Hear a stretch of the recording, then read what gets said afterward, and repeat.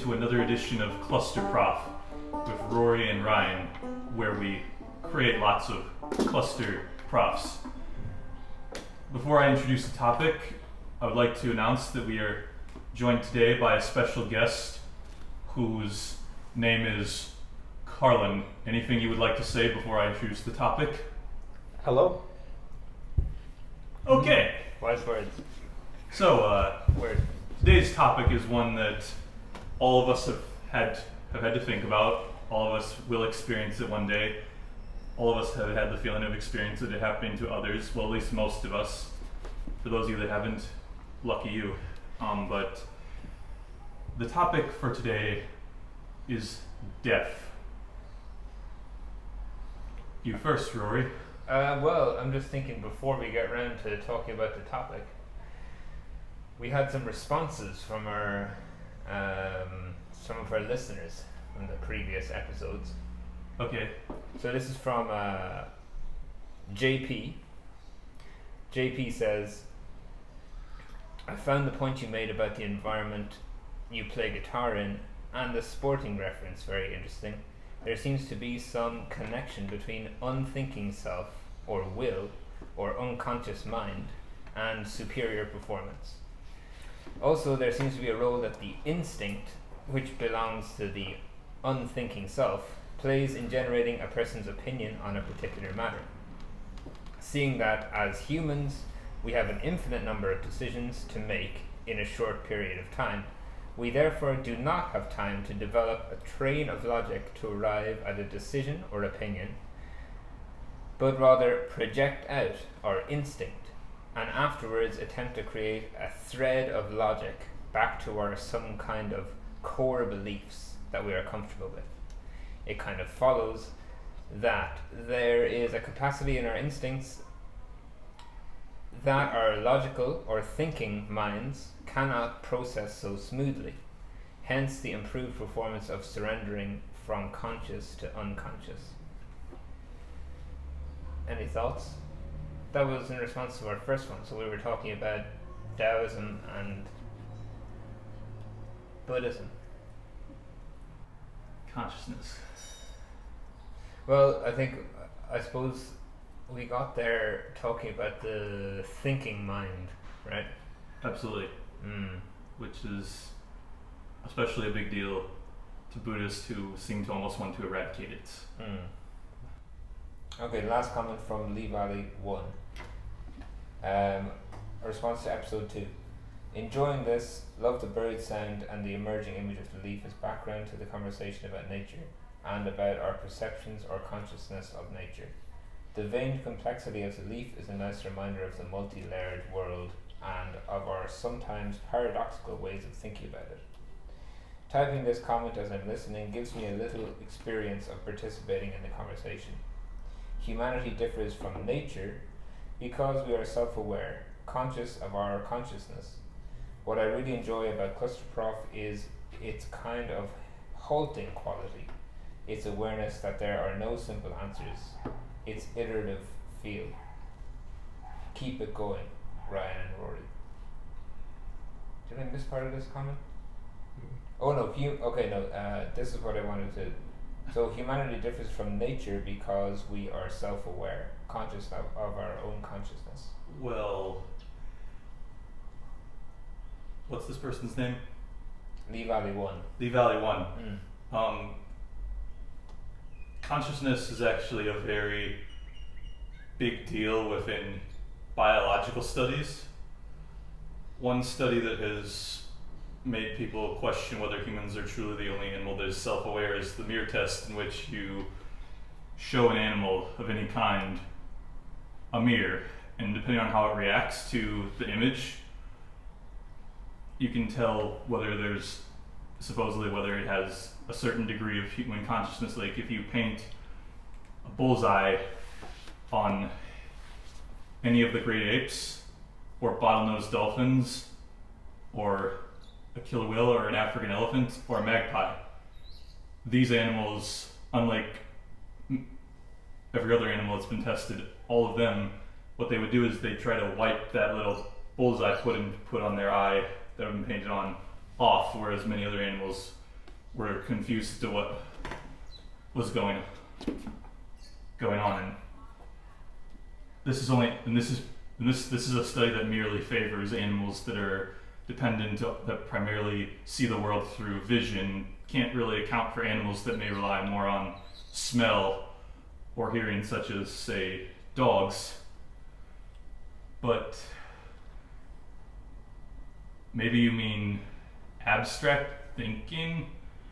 Humans seem to be able to think abstractly in ways that maybe other animals can't, but even then, I have not read enough scientific literature to say if that's even a safe thing to bet on. Yeah. Should we move on to death? Yes. Yep. What is death? Well, it appears to be a cessation of something. What that is appears to be life, but what exactly is life? Is it biological? Is it something supernatural? Is it something concrete? I don't know. Maybe we could invite our guest to share some thoughts on death. Yes, we can. How about you? Yeah, death. I agree with you, Ryan, that it does seem to be the cessation of, the thing you said, the cessation of something that appears to be life, which has many definitions. And maybe it would help, or maybe not, but we could try to broaden the question. So I think we could agree that death is some sort of end of something. But what does it mean to end? This is another point in the discussion, which is kind of might have many answers, just like life. But what does it mean to end? What is an end?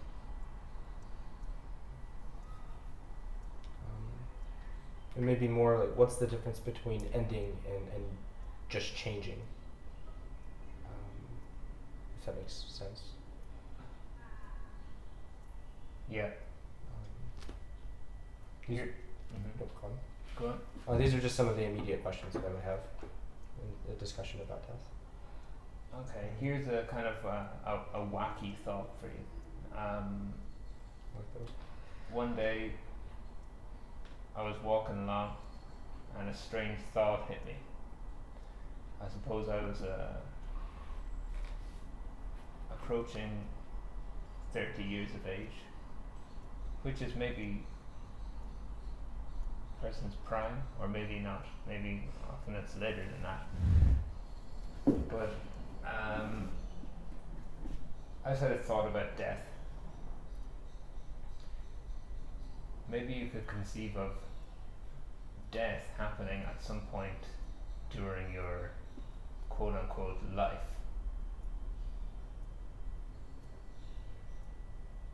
Or just as a kind of a thought exercise. Let's just see if this works. Let's say for me,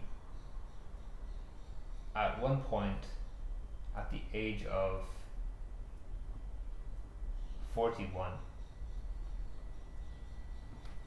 I quote unquote die. And then I quote unquote live until the age of 82. And at this point, I die in the sense that is commonly accepted. Does that make sense?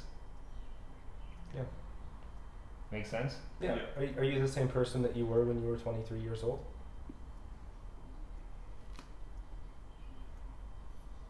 Maybe I am, maybe I'm not.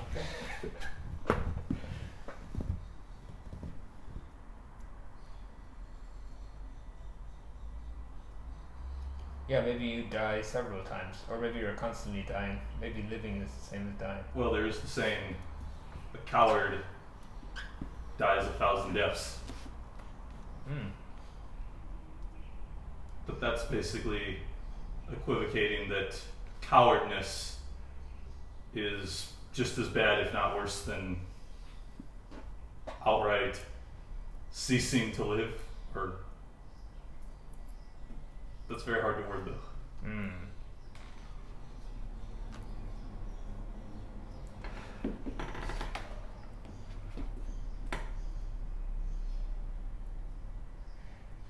I suppose we're a Taoist podcast, are we? Can we Yes. start talking about Taoism?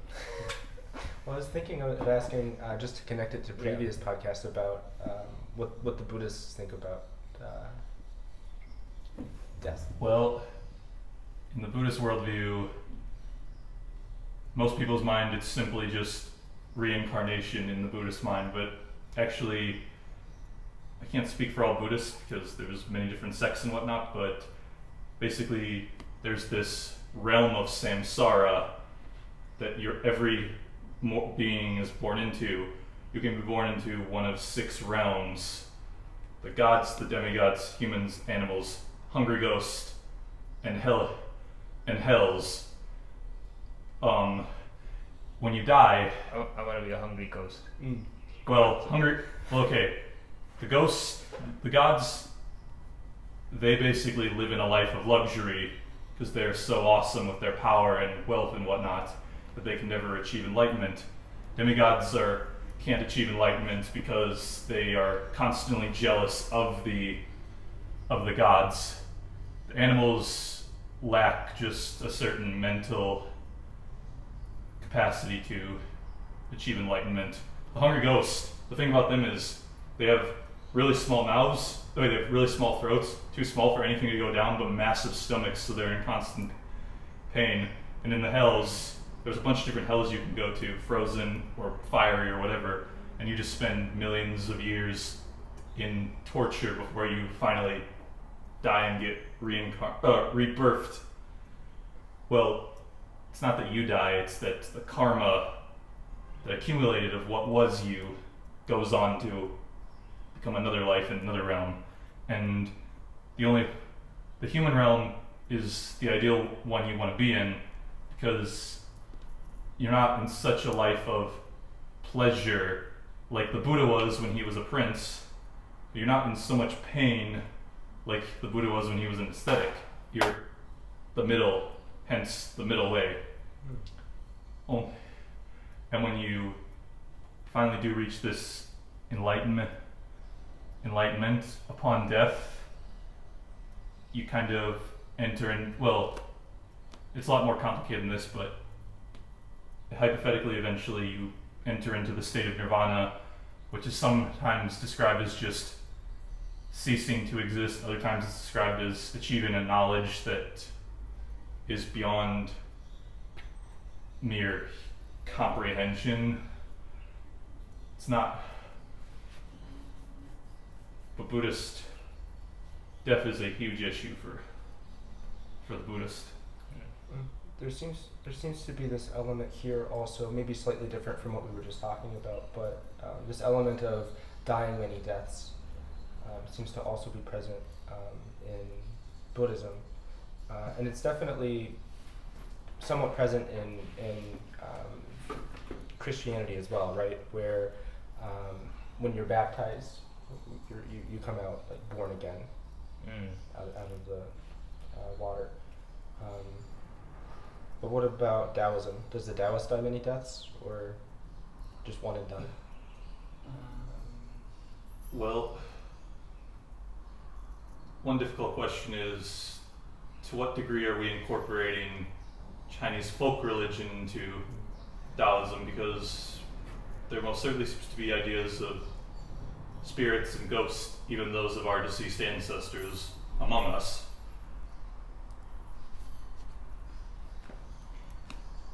As far as I know, like in the Laozi and the Zhuangzi, like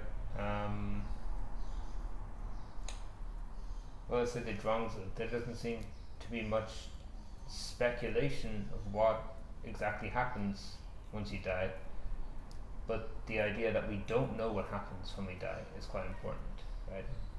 and that's actually a reason not to fear it, in a sense. On the other hand, though, the Taoist religion has read these same texts that you're reading that out of, Yeah. and have used it as an argument for why we should do all these practices to achieve immortality.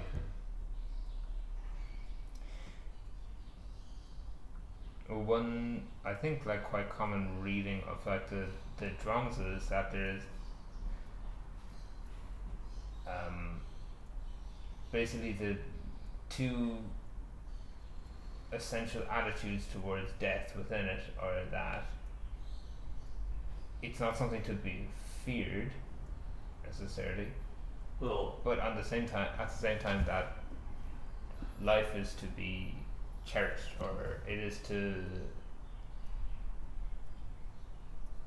preserving one's own vitality or life is important, right? yeah, And those two are kind of paradoxical or contradictory in a sense, but at the same time they kind of make sense together. Does that make sense? Like the idea that you want to prolong life, but at the same time you're not afraid of death. potentially.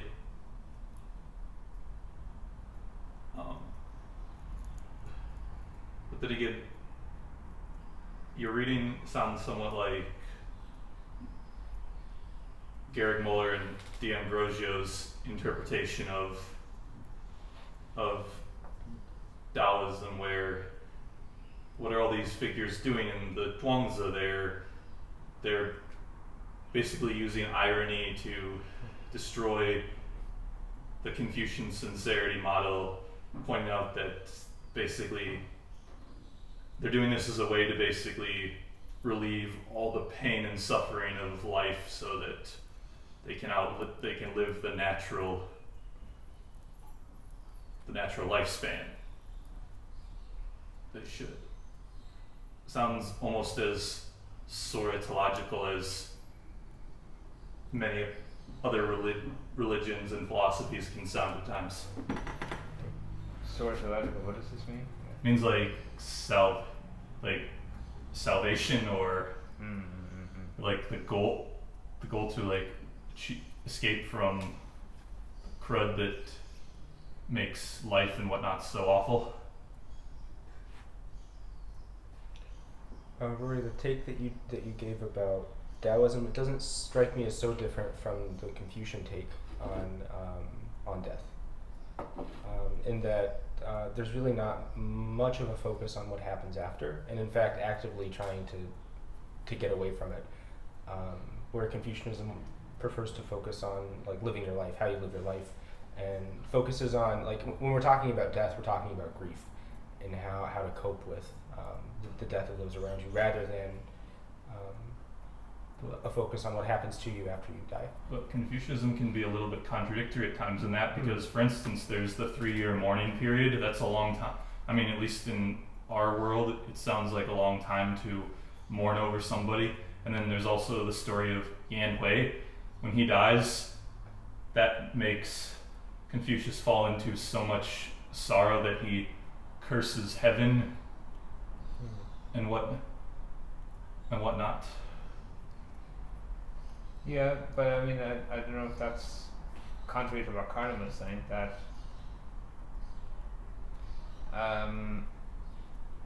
he's mourning and grieving the absence of the person, right? Rather than speculating on where Yan Hui is now, or like what happens to us once we go beyond the veil. Is that the phrase? Yeah. Although I think Confucius is still a little bit concerned with what it's like after, not where he goes, but how the figure that he is, like how people after he's gone will perceive him.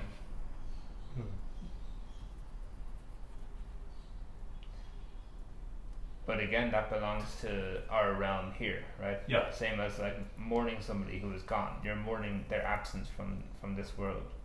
And also, like, one's teaching living on beyond their bodily death that also relates to this world. But I guess the like existential speculations of what happened once we die is maybe absent. Not necessarily absent. There's not a rejection of the existence of a spiritual realm, but a reluctance on the part of recorded Confucius to talk about it. And Xunzi is even harder on it, in that he says basically doing anything to like appease spirits or whatnot is equally useless to not doing anything at all.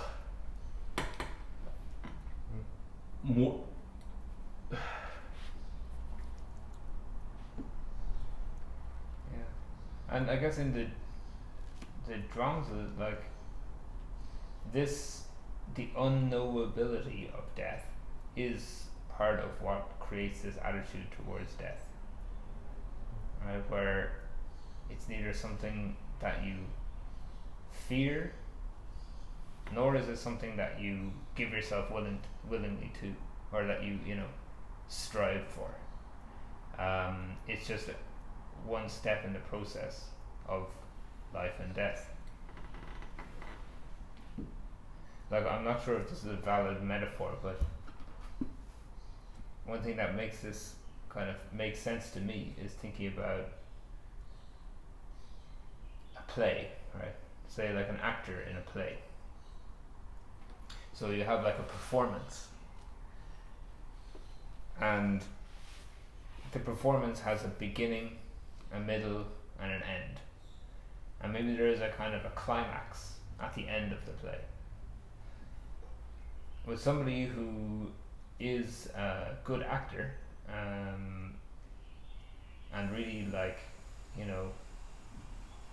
derives meaning from acting, and also instills meaning in the role that the actor is playing, will not just sit around and wait for the climax. They're living every part, so they're not questioning, or devaluing the now because they know that the climax is later on, but they're living the entire play, right? And I guess in this Zhuangzian understanding of life and death, well, speculations towards death are irrelevant, because now we're living, and death is a part of this constant change that will come later. It is an unknown part, but that doesn't really make a difference. I don't know, does that make sense? Yeah, it's an unknown part, but at the same time, it's assured, right? It's something that it's known that it will come, but it itself is unknown, which I think is interesting and unique to death.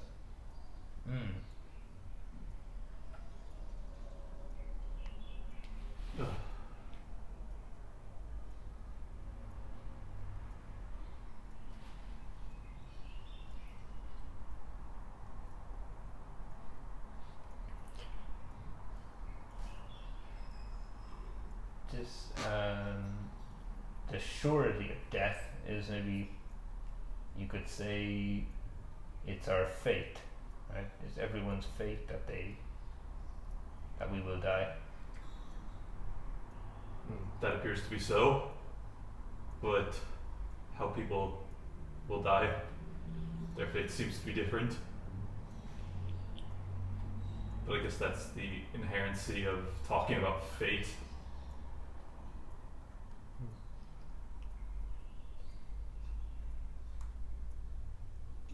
I'm thinking now, death is a little bit like an important exam, right? It's like it's coming up, and we've got to take the exam.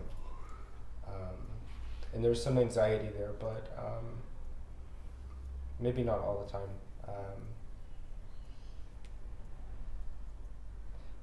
Well, part of the nature of an exam, at least for some people, is that you prepare for it. Yeah. Can you prepare for death? Well, in modern society, people save up money for certain things that are required of death, such as death taxes and funerals, and I mean, they kind of, I guess part of the point, the way people raise their kids is in partially in how their kids will react upon their own death. Yeah. People work out or eat healthier, don't live in polluted cities, etc., so that their life can be potentially provided. Prolong. We could prolong, yeah.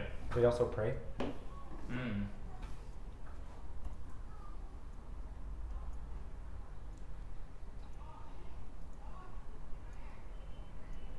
And one of the three of us may be using this moment as a way to cope with anything about death that may be bothering us or whatnot.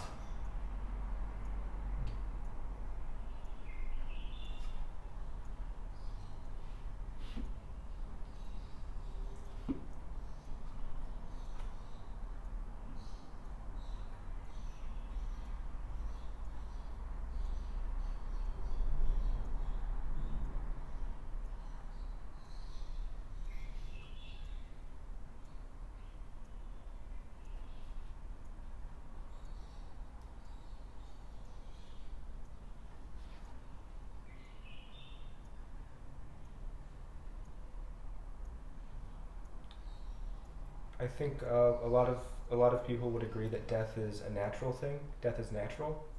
But what does that mean, though, exactly? Well, the last time we talked about whether or not there is anything that is outside of nature, and we had some examples, such as the air conditioner, right, the electric fan, maybe even the beaver dam or the anthill.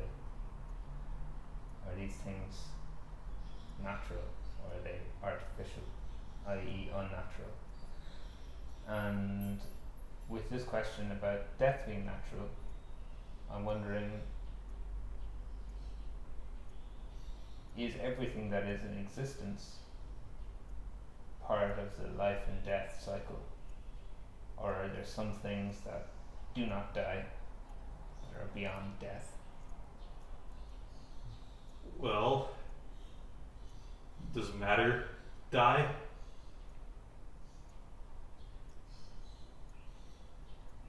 Like, it seems that everything that we would biologically call death is a result of matter changing in such a way that matter and energy changing in such a way that it can no longer be sustained.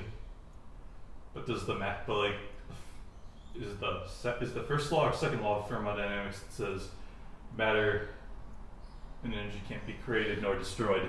Energy. Energy can't be created nor destroyed. The first law of thermodynamics, yeah, energy cannot be created or destroyed, but only be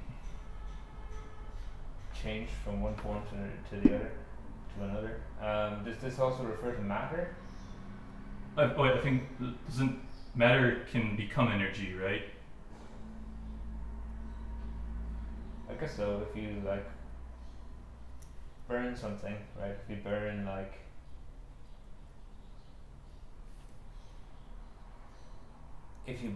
a tree,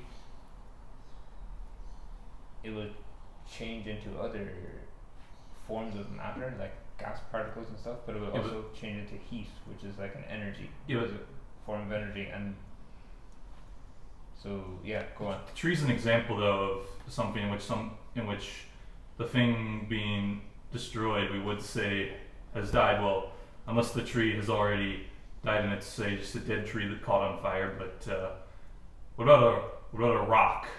You can smash a freaking rock with a sledgehammer to pieces.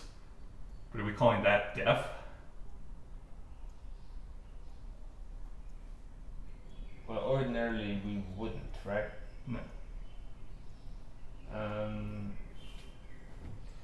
But how about plucking a banana off a tree?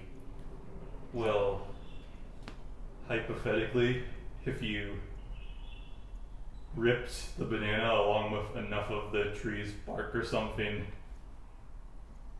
you might cause pain to it potentially. I don't know how banana trees work, but Well, you might cause the death of the whole tree. you would. I don't know how you would do it, but you could potentially, if you, I don't know, ripped off enough of the bark and trying to take the bananas off or something.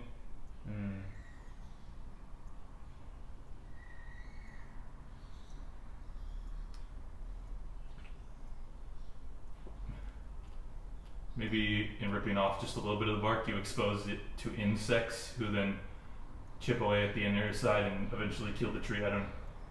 But it provides life to the insects. Yeah.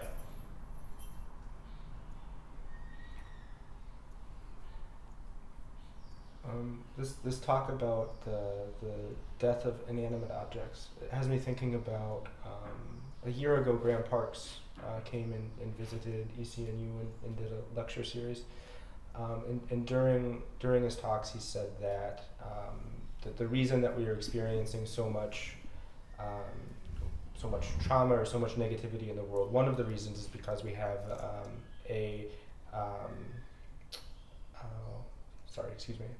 Lost our relationship with things. Yeah, we have a dysfunctional is the word he used to. So Graham Park said that we have a dysfunctional relationship with our things.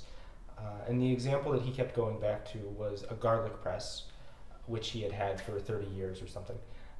And he spoke fondly for a little bit too long about his garlic press, which was nice. But I'm wondering if his garlic press, which he's had for so long and he's made many meals with, and he does have a relationship with, and presumably a good relationship with, if his garlic press were to break irreparably, would we say that the garlic press has died?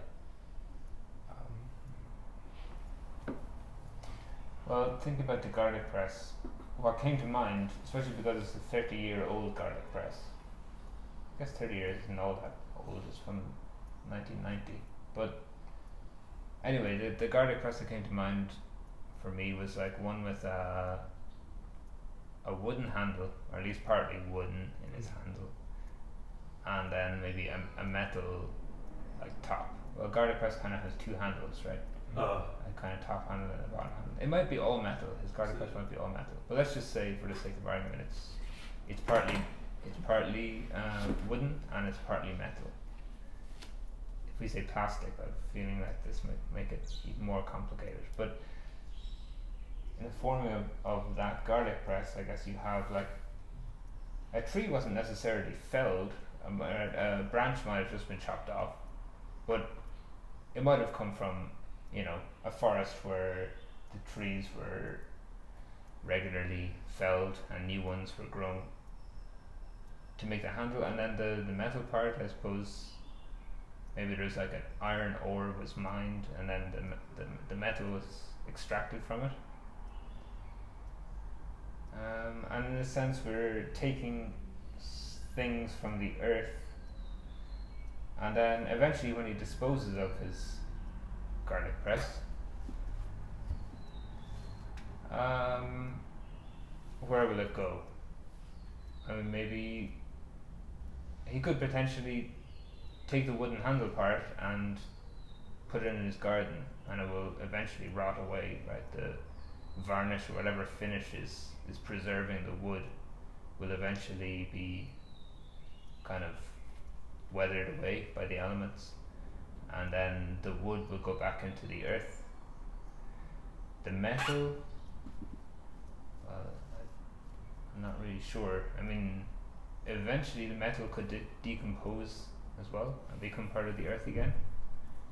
But this process of death and a new life would take a long time. Well, He may recycle it as well. Be melted into something else. Oh yeah, might reuse it, yeah. Reuse the parts. I just thought of something. So we're talking about the death of inanimate objects materially.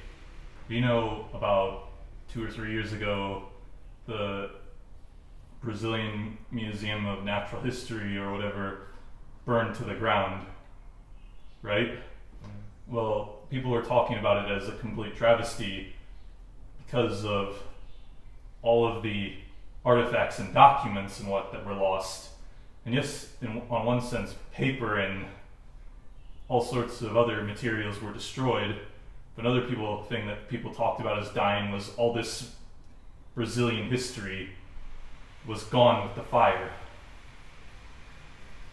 People were talking about a very abstract thing such as history dying.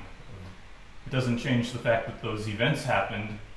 It's just that there's no middleman anymore between the event and us to make a sense of what's going on with it all.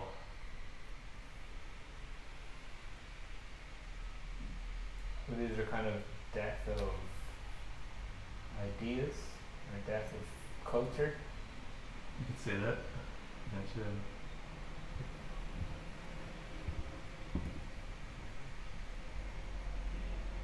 We mentioned Graham Parks, and I know that he is interested in environmental ethics. And when he came and he's talking about our relationship with things is more than likely in relation to environmental ethics, right?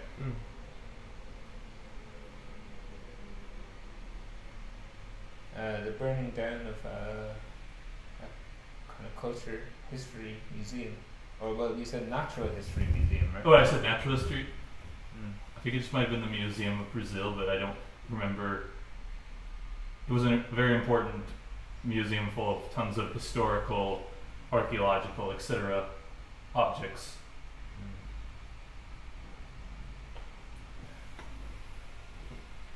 Sorry, going back to the thing I said earlier about how many would agree that death is a natural thing.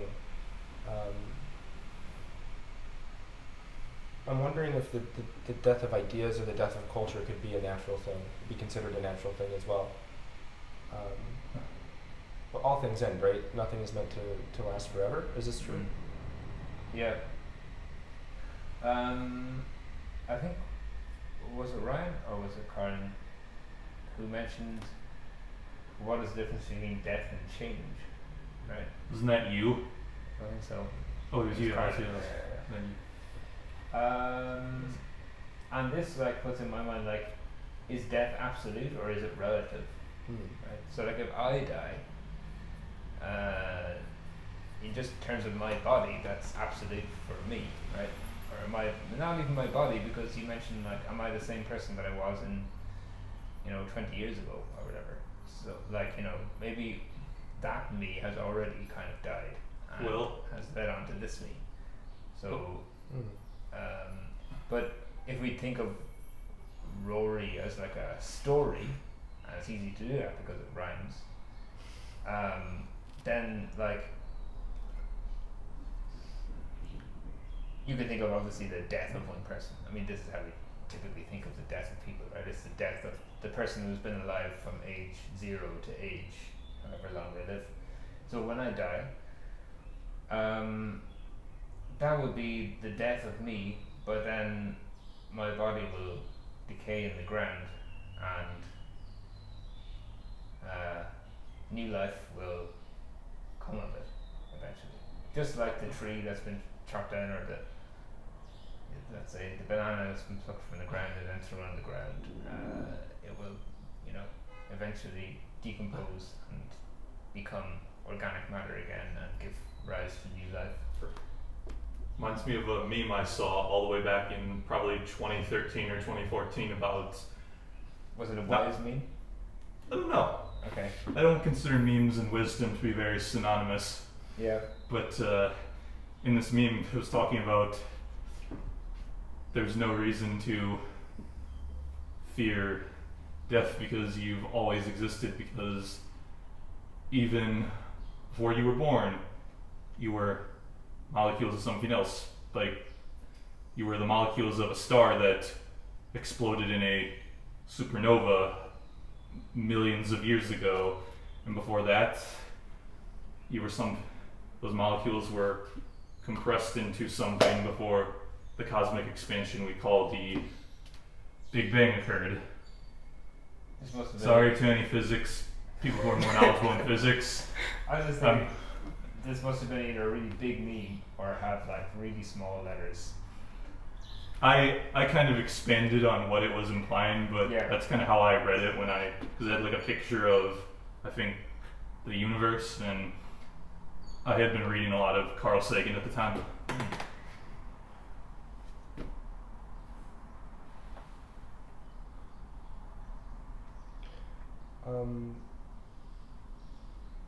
Something about this discussion is slightly uncomfortable, I think,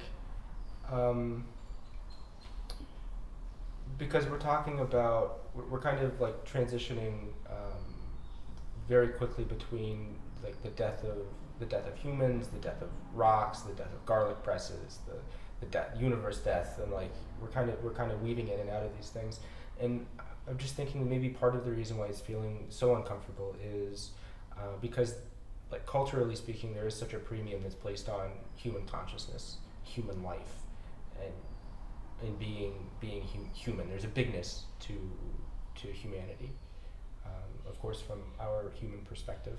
I'm wondering if any philosophers or any thinkers that we've talked about so far have anything to say about the bigness or the smallness of humans. So Daoism or Buddhism or anyone else? Well,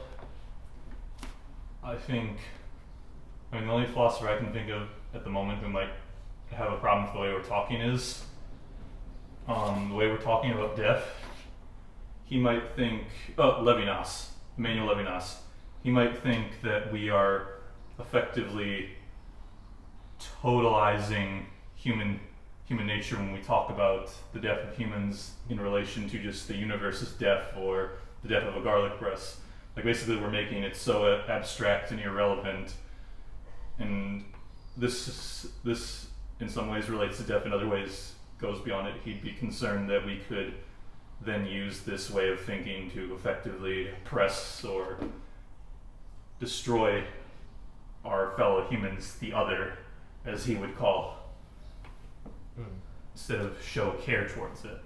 Like, he places a lot of weight on the idea that humans, their consciousness is truly something, that consciousness beyond us is truly something there that is giving us an ethical way of doing things and whatnot. Well, I think it's a very good point, and I'm glad you made it. I'm glad you made this point. And I suppose, well, I do want to talk about Confucianism in relation to this, but first I just want to kind of like defend myself against this point a little bit, I guess. Just like, well, similar like we talked about in the last podcast when we were talking about nature, and I was conscious of how when we wanted to include things which might be destructive to our ecosystems, to human life of trees, animals, and so on, when we're talking of it as also natural, that this might be perceived as kind of like uncaring about like the environmental situation which we find ourselves in. But then again, you know, we live in this ecosystem, you know. For us as humans, of course we care about it. We care about it very much, and we don't want to destroy it. And similarly, in the conversation of our death, we can think of our own death in terms of like the death of a garlic press or a banana or a tree or whatever. But of course it's different because we are humans, we're not garlic presses. So there is a bigness or like a magnanimity to human life and human death. And then in response to your question, I'm thinking about Confucianism. I'm thinking about this kind of the respect that's given to the death of a person, you know, and how maybe in Confucianism he does not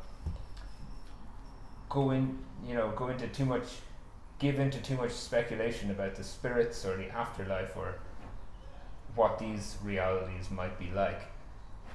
But there is this respect for the element of death that we do know about, which is people passing from this world. You know, we witness this, and of course it's a big deal and we pay due respect to this, the 3-year mourning period and so on.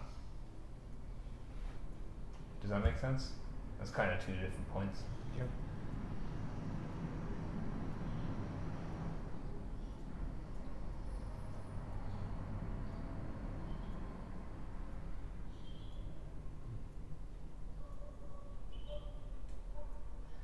Well, yeah, I think it's a good point, and maybe rationalizing death, or could potentially lead to a kind of maybe like nihilism or nihilism, however you say that word. Nihilism, you say? Yeah. Well,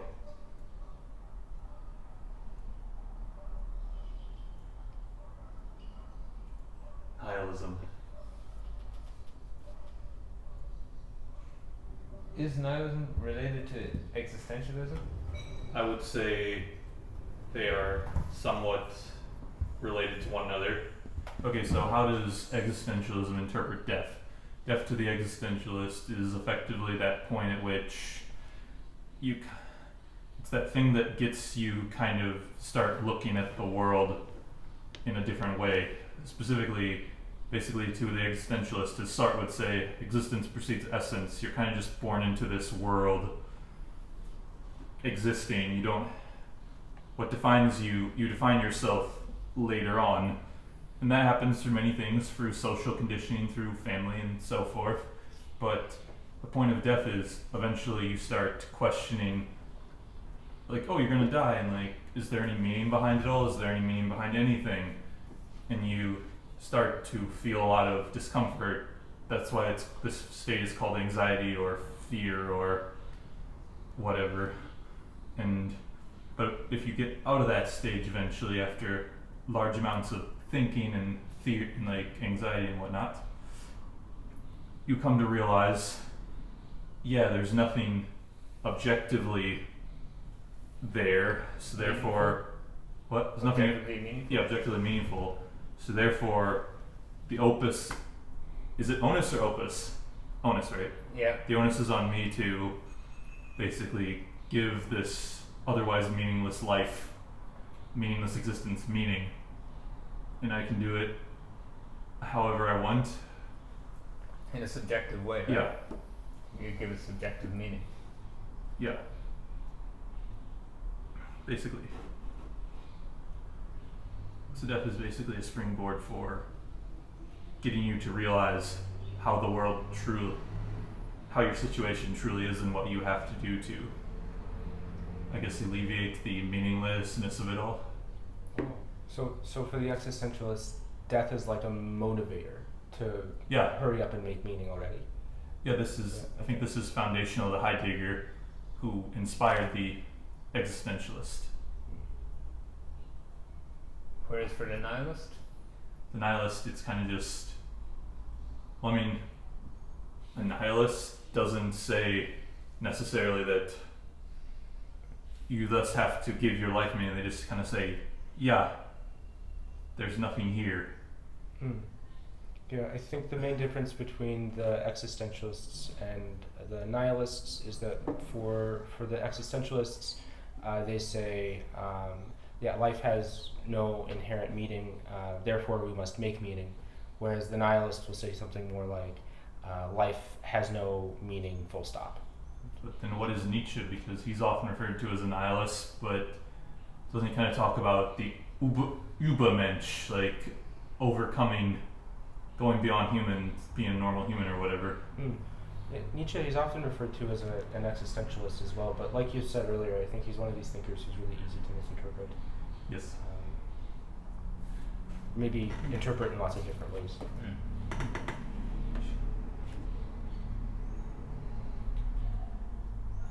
I feel like, Carlin, we invited you to be a guest in this episode, and then we kind of talked for a lot of it. We didn't actually talk all that much.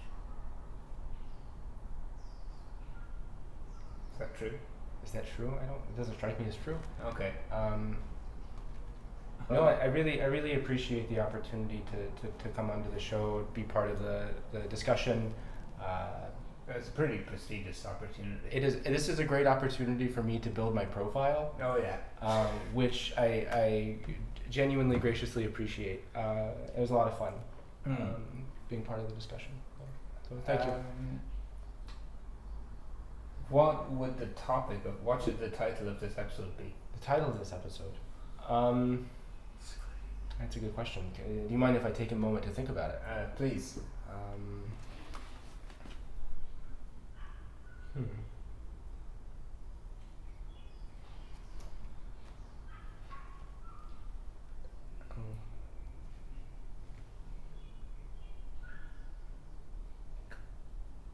This might take more than just a minute. I think I need some time, some metro time to really brainstorm some ideas. I'll send you a list. Can I throw out an idea and see what you think of it? Absolutely. What about death?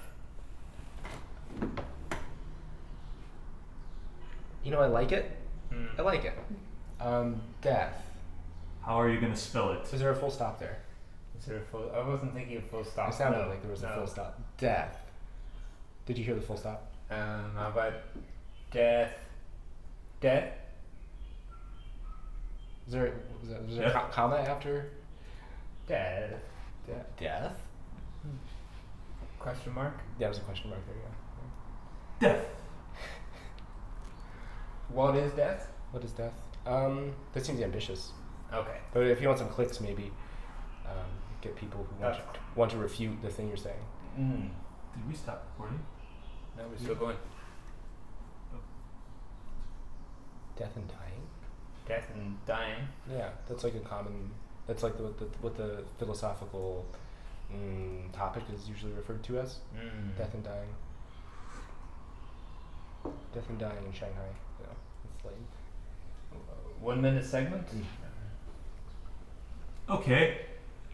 So everyone, usually I tell you something I like to do, but today I will tell you some advice from another person.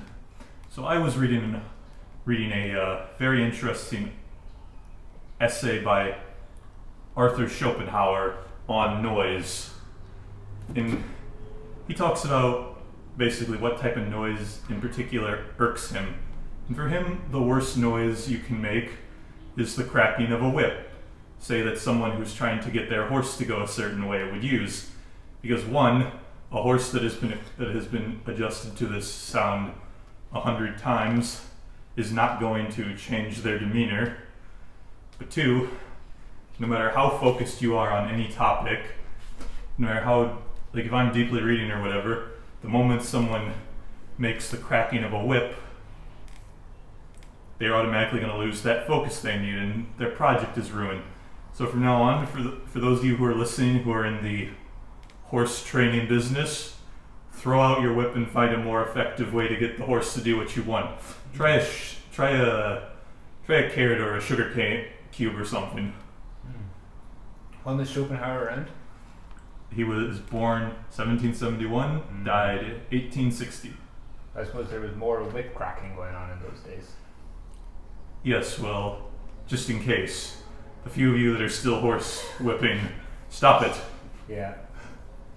In China, you have like that hobby that you see old people sometimes and hear old people doing.